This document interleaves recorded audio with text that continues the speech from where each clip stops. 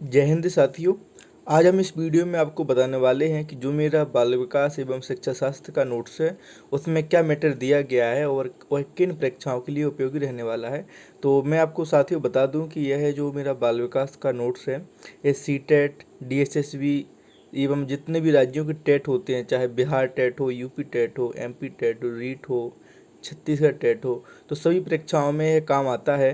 क्योंकि जो बाल विकास होती है यह सभी राज्यों की कॉमन होती है। तो यदि हम इसके मैटर की बात करें कि इसमें क्या क्या टॉपिक कवर किए गए हैं, तो आप यहाँ पे देख पा रहे हैं साथियों, मैं जूम कर देता हूँ कि जो मनोविज्ञान का अर्थ, परिभाषा एवं प्रकृति ये दिया गया है। आपके मनोविज्ञान की संप्रदाय, शिक्षा मनोविज्ञान, बाल विकास, कोहलबर्ग का नैतिक विकास का सिद्धांत, एरिक्सन, संवेग, क्रियात्मक विकास, भाषा विकास, अधिगम की परिभाषाएं, विशेषताएं, उसके प्रकार, अधिगम के विभिन्न सिद्धांत, चाहे थोंडाई का सिद्धांत हो, पावलाव का हो, क्लार्क हल का हो, Skinner, Guthrie, Koehler, Kurt Lewin, Albert Bandura, Jean पियाजे, और काफ़ी विस्तृत दिया गया है। आप देख पा रहे हैं कि ये 141 पेज से शुरू होते हैं सिद्धांत 201 पेज तक, यानी लगभग 60 पेज में आपके सिद्धांत हैं। यदि ओवरऑल अधिगम की बात करें तो देखो ये 112 पेज नंबर से शुरुआत है 201 तक, तो ये कितना 80 पेज लगभग आपका क्या है इसमें अधिगम है। तो आप समझ सकते हैं कि कितना डिटेल में मैंने लिखा हुआ है। और यदि हम इसके आगे के इंडेक्स की बात करें तो इसमें आप आगे देख पा रहे हैं कि ये ब्रूनर का संज्ञानात्मक विकास का सिद्धांत है, बायगोस्की का सिद्धांत है जो कि सीटेट में इम्पोर्टेंट रहता है, रॉबर्ट एम गेनी का अधिगम सोपान सिद्धांत है। तो ये सब अधिगम के अंतर्गत ही आते हैं। इसके बाद इसमें स्मृति, विस्मृति, चिंतन, अभिप्रेरणा, सृजनात्मकता, व्यक्तिगत विभिन्नताएं, व्यक्तित्व, बुद्धि, बुद्धि आपकी इसमें करीब 26 पेज में है, संवेगात्मक बुद्धि भी है, और समावेशी शिक्षा जिसमें आपके प्रतिभाशाली बालक, पिछड़े बालक, मंदबुद्धि बालक ये आते हैं। तो ये भी इसमें कवर किए गए हैं, आप देख पा रहे हैं टॉपिकों को।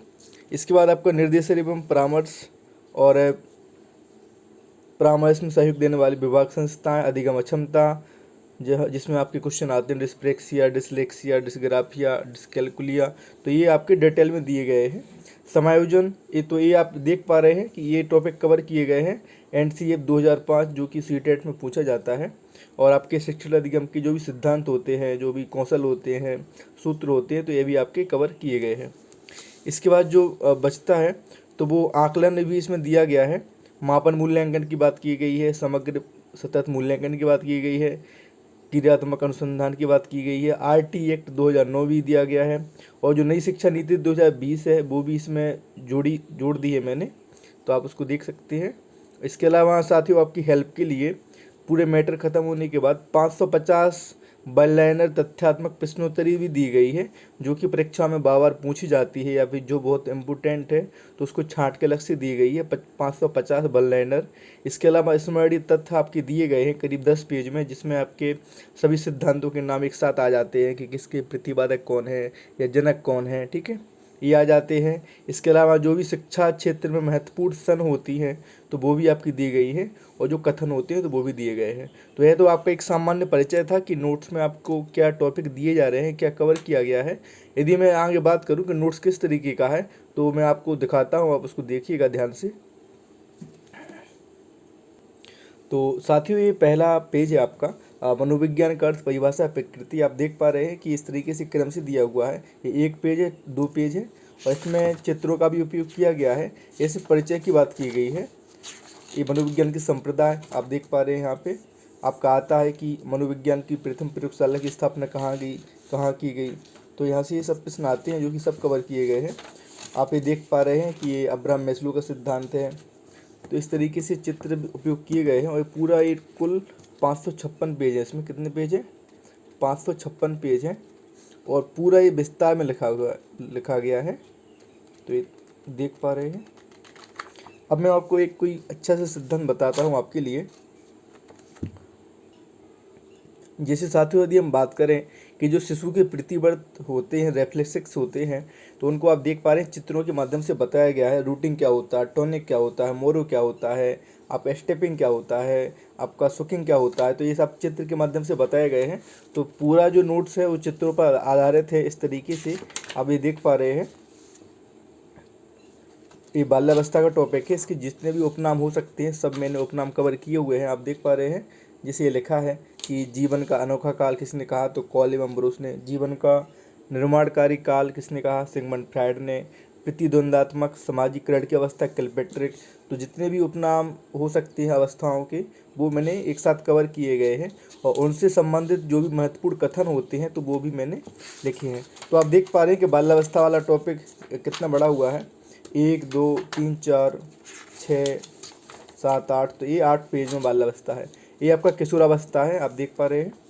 इसके अलावा यदि आप आगे बात करूं तो ये देखो कोहलबर्ग का नैतिक विकास के सिद्धांत है, ये एरिक्सन का सिद्धांत है, ये आपकी संवेग हैं। तो नोट्स इस तरीके से पूरा और आपको समझ में आराम से आएगा।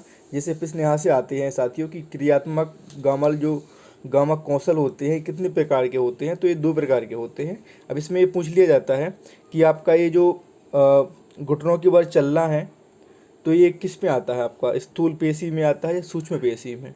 तो इस तरीके से आपके प्रश्न आते हैं। तो ये आपके एग्जाम्पल के माध्यम से बताए गए हैं कि जो स्थूल गामक कौशल होते हैं इनमें बड़ी मांसपेशियां सक्रिय होती हैं, है ना। तो ये एग्जाम्पल है।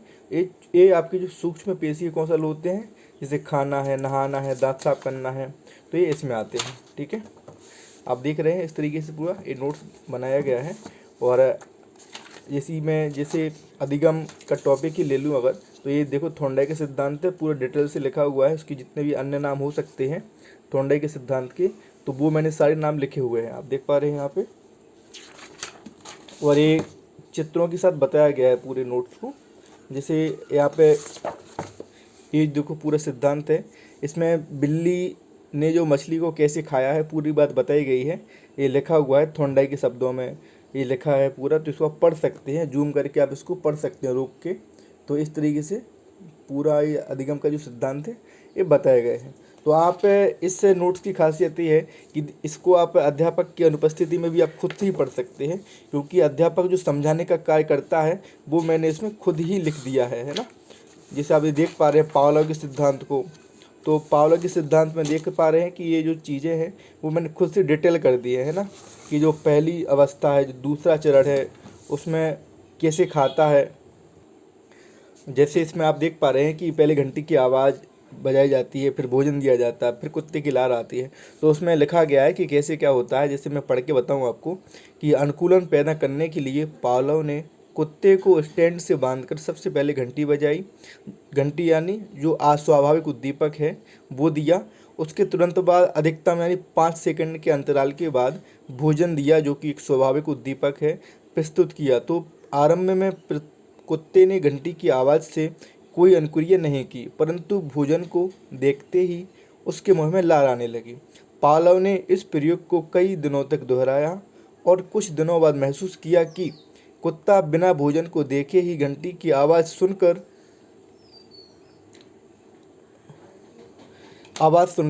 के लार टपकाने लगा था, अर्थात तो वह घंटी के साथ अनुकूलित हो रहा था। और फिर एक दिन ऐसा आया कि बिना भोजन को देखे ही केवल घंटी से लार आने का सिलसिला शुरू हो गया। तो ये जो एक्सप्लेनेशन होता है वो मैंने साथ साथ लिख दिया है। तो इसकी एक खासियत है पूरा, आप देख रहे हैं कि ये पावलोव के सिद्धांत को बताया गया है, यहाँ से फिर से रिवाइज किया गया है कि ये जो अनुबंधन के पूर्व की बात है, तो पहले यहाँ पे भोजन दिया जाता है, लार आती है। फिर जब इसका ये अनुबंधन का समय होता है तो पहले घंटी बजाई जाती है, फिर भोजन दिया जाता है, फिर लार आती है। और जब अनुबंधन हो जाता है उसके बाद सिर्फ घंटी बजाने से ही लार आ जाती है। तो ये बताई गई चीज़ें, तो ये पूरा डिटेल से लिखा गया है। आपको अन्य किताब पढ़ने की आवश्यकता नहीं पड़ेगी, क्योंकि इसमें ही सब कुछ मैंने कंप्लीट कर दिया है। तो इस तरीके से ये सिद्धांत है। यहाँ पे एक मैं आपको एक अच्छा सिद्धांत बताता हूँ। जैसे आप देख रहे हैं कि ये हल का सिद्धांत है, ये आपके स्किनर का सिद्धांत है, ये आपके ये कोयलर का सिद्धांत है गेस्टाल्टवादियों का। और ये एक मैं एक एग्जाम्पल देता हूँ आपको जीन पियाजे के सिद्धांत का। जैसे आप यहाँ पे देख पा रहे हैं साथियों, जीन पियाजे का सिद्धांत ये लिखा हुआ है, जीन पियाजे का संज्ञानात्मक विकास का सिद्धांत। तो आप यहाँ पे देख सकते हैं कि जो भी इनकी अवस्थाओं के नाम होते हैं वो मैंने सब लिखे हुए हैं। जैसे जीन पियाजे की संज्ञानात्मक विकास की जो 4 अवस्थाएं होती हैं तो उनको मैंने क्रम से लिखा हुआ है, और उन अवस्थाओं के जितने भी नाम हो सकते हैं वो मैंने सब लिखे हैं। जैसे संवेदी गामक अवस्था कह सकते हैं, इसको संवेदी पेशी अवस्था भी कह सकते, इंद्रियानुभूत अवस्था भी कह सकते, इंद्रिय जनित गामक अवस्था भी कह सकते, ज्ञानात्मक क्रियात्मक अवस्था कह सकते, संवेदनात्मक अवस्था कह सकते, ज्ञानेंद्रियां गामक अवस्था कह सकते हो। इंग्लिश में सिर्फ एक ही नाम याद रखना है आपको। तो हिंदी के जो छात्र होते हैं उनके सामने एक चुनौती होती है कि उनको सारे नाम एक जगह नहीं मिलते हैं परीक्षाओं में। जैसे कोई भी नाम आ सकता है, आपको ये पता है कि संवेदी गामक अवस्था, लेकिन परीक्षा में आ गया आपका ज्ञानेंद्रिय गामक अवस्था, तब आप कन्फ्यूज हो जाते हैं। तो इस सुविधा के लिए मैंने सारे नाम एक जगह लिख दिए हैं ताकि आपको सब नामों का पता होना चाहिए, और इंग्लिश में आपको पता हो तो और बेटर है, आपको एक ही नाम में काम चल जाएगा। तो इस तरीके से मैंने सबका नाम लिखा हुआ है। यहाँ पे जीन पियाजे के सिद्धांत को आप ये देख रहे हैं कि कितना डिटेल किया हुआ है। तो जैसे ये है, देखो संवेदी गामक अवस्था है तो उसका कितना डिटेल किया हुआ है कि पूरा ये लिखा हुआ है।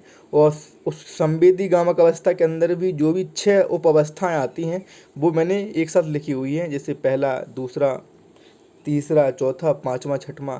तो डिटेल किया हुआ है कि कैसे क्या होता है। जैसे प्रतिवर्त क्रियाओं की अवस्था है तो इसमें लिखा है कि इस अवस्था में बालक सिर्फ प्रतिवर्त क्रियाएं करता है, जिसमें चूसना प्रतिवर्त क्रिया प्रमुख है। तो चित्र के माध्यम से बताया भी गया है। तो इस तरीके से पूरा ये नोट्स लिखा हुआ है, आप ये देख रहे हैं। ये दूसरा है पूर्व संक्रियात्मक अवस्था। एक प्रश्न अच्छा आता है यहाँ पे किसका, वस्तु स्थायित्व का। तो जो वस्तु स्थायित्व का है, देखो इसको मैंने किस तरीके से समझाया है मैं आपको बताता हूँ। जैसे यहाँ पे लिखा है कि इस अवस्था में यानी मानसिक संयोग द्वारा नए साधनों की खोज की अवस्था 18 माह से 24 माह है। इस अवस्था में बालक वस्तुओं की प्रति चिंतन प्रारंभ कर देता है। बालक सीधे दृष्टिगोचर यानी सीधे नहीं दिखने वाली वस्तुओं की प्रति भी अनुक्रिया करना प्रारंभ कर देता है। अब आगे इसको आप देख रहे हैं कि अब इस गुण को क्या कहते हैं, तो वस्तु स्थायित्व कहते हैं। जैसे एग्जाम्पल के माध्यम से मैं आपसे समझा रहा हूँ। जैसे बॉल यानी गेंद को चिड़िया ले गई, इस बात को वह 18 माह के होने के पहले सत्य मान लेता था। यानी आप उसे कहते थे किसी बच्चे को कि बॉल को चिड़िया ले गई तो मान लेता था, वो तर्क नहीं करता था। जबकि 18 माह का होने के बाद यदि बालक से कहे कि बॉल को चिड़िया ले गई, जबकि वह छुपा दी गई है, क्या कर दी गई है, छुपा दी गई है। जैसे चित्र में आप देख रहे हैं, यहाँ पे ये बॉल थी और इसको ये हाथ में बॉल लिए था, इसकी हाथ से बॉल लेके यहाँ पे पीछे छुपा दी गई है। अब इसको पता है कि बॉल कहीं गई नहीं, यहाँ छुपा दी गई है, तो वो ढूंढने का प्रयास कर रहा है और बॉल को प्राप्त कर लेता है, ये इस तरीके से। तो यहाँ पे ये लिखा हुआ है कि, तो यहाँ पे जो वस्तु स्थायित्व की बात है साथ पूरी लिखी हुई है, आप इसको पढ़ सकते हैं कि चिड़िया ले गई और तो वह इस बात को सत्य मान लेता था, जबकि वह छुपा दी गई थी, क्योंकि उसकी वस्तुओं के बारे में धारणा में परिवर्तन हो जाता है।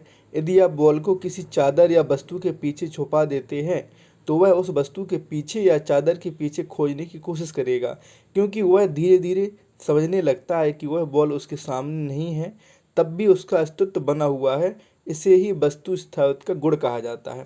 तो इस तरीके से पूरे नोट्स को लिखा हुआ है।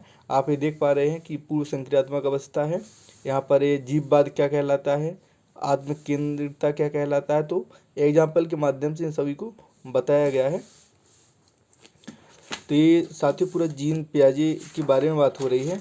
यदि एक अच्छा एग्जाम्पल मैं आपको यहाँ देता हूँ।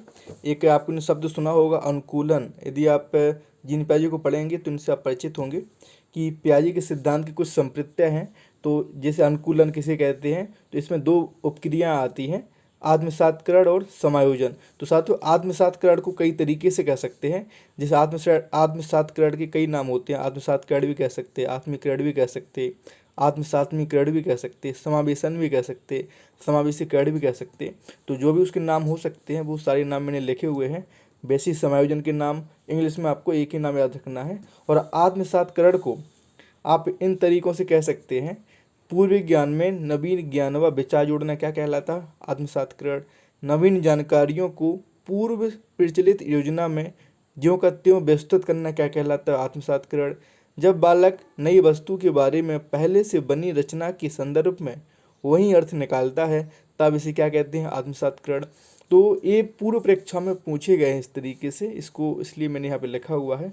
तो आत्मसातकरण को देखो इन तरीक़ों से कह सकते हैं, और इसके ए नाम हो सकते हैं। तो आपको एक जगह ही पूरा ये मैटर मिल जाएगा, जो कि आपको अन्य किसी किताब में नहीं मिलेगा।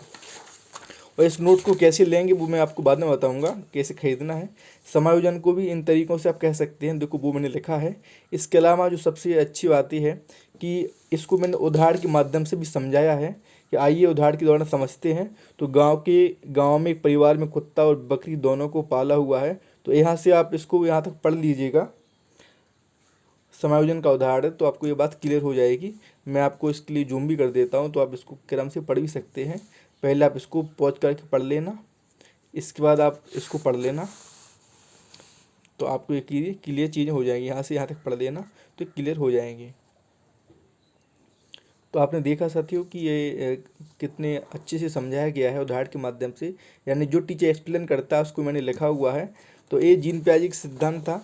इसके अलावा जो भी अन्य महत्वपूर्ण जानकारियाँ हो सकती हैं आपके एग्जाम में पूछी गई हैं, जो एग्जाम के लिए दृष्टिकोण से उपयोगी हैं, तो उनको लिखा हुआ है। स्कीमा देखो आता है क्या कहलाता है, तो ये इनको लिखा हुआ है। स्कीमा हो, संज्ञानात्मक संरचना हो, तो इस तरीके से सारे नोट्स को बताया हुआ है। आगे जैसे एक इम्पोर्टेंट सिद्धांत आता है आपके वाइगोत्स्की का, तो आप यहाँ पे देख रहे हैं कि वाइगोत्स्की जी है ना। और कि जो जेडपीडी का सिद्धांत आता है, इसके अलावा इनका इसके फोल्डिंग आती है, तो इसके बारे में भी लिखा हुआ है। आज देख पा रहे हैं कि जेडपीडी को कैसे लिखा हुआ है, ये जेडपीडी है, इसके अलावा इसके फोल्डिंग है ना। और एक इनका MKO है, मोर नॉलेजेबल अदर, तो इसको भी यहाँ पे बताया हुआ है। तो इस तरीके से नोट्स है, आप इसको आप देख सकते हैं। और साथियों इस नोट्स का यानी जो 556 पेज का पूरा ये नोट्स है, इसका मैं सैम्पल की लिंक आपको दे दूंगा डिस्क्रिप्शन में, तो आप वहाँ से डाउनलोड कर लीजिएगा। और इसको कैसे लेना है वो मैं आपको बता ही दूंगा। तो सीधा सा प्रोसेस ये है कि आपको मेरे व्हाट्सएप नंबर यानी 8756277292 पर मैसेज करना है व्हाट्सएप पर। और इसका जो प्राइस है वो 540 रुपये है। यदि मैं आपको यहाँ पर बताऊँ तो ये यहाँ पे लिखा हुआ है कि आपके लिए क्या करना है, ये 540 रुपये इसके प्राइस है, और ये आपके पास 6 से 7 दिन में पहुंच जाता है।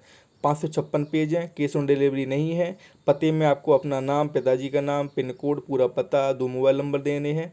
इस नंबर पर मुझे आपको भेजना है आपको, और पेमेंट भी आपको इसी नंबर पे करना है 8756277292, और उसका स्क्रीनशॉट आप मेरे नंबर पे भेजेंगे।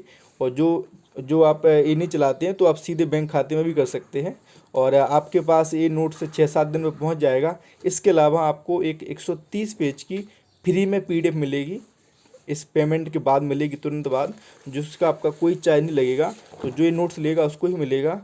बाकी आप ये देख सकते हैं, अनुक्रमाण का आपने देख ही ली है, और इसका जो सैम्पल है वो डिस्क्रिप्शन लिंक में दिया जाएगा, तो आप वहाँ पे देख लीजिएगा। तो साथियों इस तरीके से पूरा नोट्स था।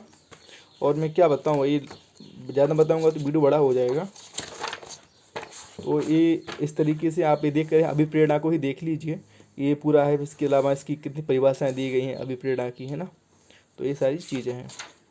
इसके अलावा जैसे आप मैं बात करूँ आपके लिए सिगमंड फ्रायड के सिद्धांत की, तो ये सिगमंड फ्रायड का मनोविश्लेषण का सिद्धांत है ना। ये बताया गया है आपके लिए बुद्धि, जैसे आपके लिए बुद्धि हर परीक्षा में आता है, तो बुद्धि को आप देख सकते हैं कि ये बुद्धि की बात की गई है, उसकी परिभाषाओं की बात की गई है। इसके जो सिद्धांत हैं एक साथ वो लिखे गए हैं। फिर इन सिद्धांतों की बारी बारी से सबका डिटेल किया गया है, इस तरीके से आप देख रहे हैं। तो ये इस तरीके से पूरा नोट्स है। मैं आपको एक झलक दिखा देता हूँ। तो इस तरीके से पूरा नोट्स है। बुद्धि मापन है, आपके बुद्धि के टेस्ट हैं वो भी दिए गए हैं। तो आप इसको मंगाइएगा, पढ़िएगा, कहीं कोई दिक्कत नहीं आएगी आपके लिए। अब जैसे आपको सबसे पाछे दिखाता हूँ, सबसे पीछे दिखाता हूँ।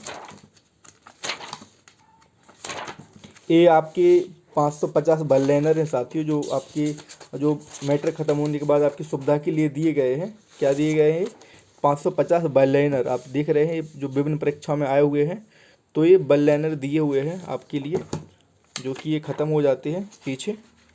आप ये देख रहे हैं 550 यहाँ तक, ये आपका चल रहा है 538। और ये आपके लिए पीछे जो मैटर दिया गया आपकी हेल्प के लिए दिया गया है। तो ये पीछे आपके लिए बाइलाइनर में आपके जो सिद्धांत हैं वो फैक्चुअल में लिखे हुए हैं। तो ये है, तो आप इसको लीजिएगा और ये आपका इस तरीके से पूरा नोट से ख़त्म हो जाता है। और यदि कोई भी आपको जिज्ञासा हो तो आप मेरे मोबाइल नंबर व्हाट्सएप पर 8756277292 पर भेज सकते हैं। तो वहाँ पे आपको जो भी आपकी प्रश्न होंगे आपको जवाब दे दिया जाएगा। ये आपका IT एक्ट है, आप देख रहे हैं कितने डिटेल में लिखा हुआ है ए। तो इस तरीके से लिखा हुआ है पूरा। तो ये पूरा नोट्स है साथियों। और इसके अलावा आपको पता है कि मेरा एक यूपी जो सुपर टेट है इसकी भी बुक आती है। तो इसकी ये जो बुक है ए अलग है, ए यूपी सुपर टेट के लिए स्पेशल। तो जिन साथियों को यूपी सुपर टेट की तैयारी करनी है तो वो इस बुक को भी ले सकता है ना, सुपर टेट की बुक को। इसकी वीडियो मैंने अलग से बनाया हुआ है कि इसकी बुक में क्या क्या है, तो आप चैनल पे जाके देख लीजिएगा। और इसके अलावा एक यूपी SCRT जो बुक होती हैं उसका भी एक मेरे पास इसका नोट्स है। तो इस नोट्स में क्या क्या है, किन किताबों का निचोड़ है, वो मैं एक अलग वीडियो में बताऊंगा। तो साथियों इस वीडियो को देखिएगा। और इस वीडियो का जो बाल विकास की जो बुक है, यानी ये जो मेरा नोट्स है, इसका जो सैंपल है मैं डिस्क्रिप्शन में दे दूंगा। तो आप वहाँ पर देख लीजिएगा 56 पेज में। और इसको आपको बाय पोस्ट आपके पास मिलेगा। और सभी परीक्षाओं में जहाँ भी बाल विकास आती है वहाँ काम आएगी। तो आपको निश्चिंत रहना है। और कोई भी जिज्ञासा हो, कोई भी प्रश्न हो तो आप पूछ सकते हैं। धन्यवाद। जय हिंद, जय भारत।